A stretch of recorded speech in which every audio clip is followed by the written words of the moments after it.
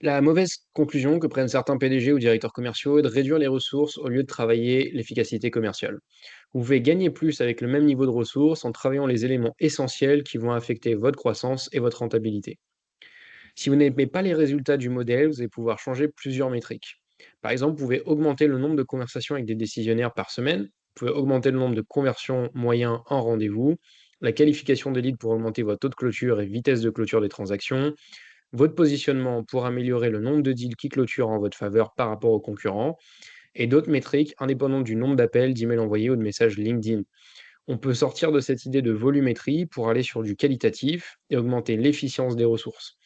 Vos commerciaux vont être plus motivés et vous, vous allez avoir une croissance et vous, vous allez avoir une efficacité des ressources renouvelée qui va faire que vous allez produire plus de revenus avec le même niveau de ressources, qui va augmenter de facto la profitabilité de la boîte. Oui, les ressources, de mon expérience, c'est rarement la bonne solution ou prendre des ressources moins chères, sauf si votre panier moyen est vraiment trop faible et vous force à cette étape de cycle de vie de l'entreprise à avoir des investissements beaucoup plus raisonnables.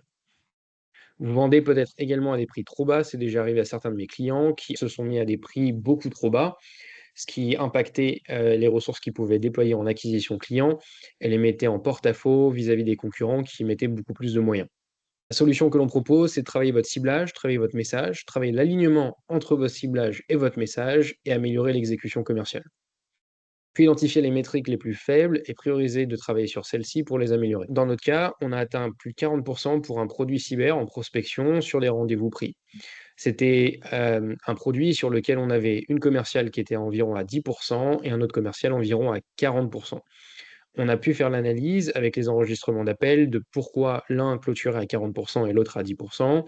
Et on a fait l'itération sur le ciblage et le message pour permettre à arriver d'avoir une moyenne entre 20 et 30% de conversion, de conversation avec un décisionnaire sur une entreprise cible à un rendez-vous qualifié prix, ce qui illustre pourquoi c'est important de travailler votre ciblage et votre message.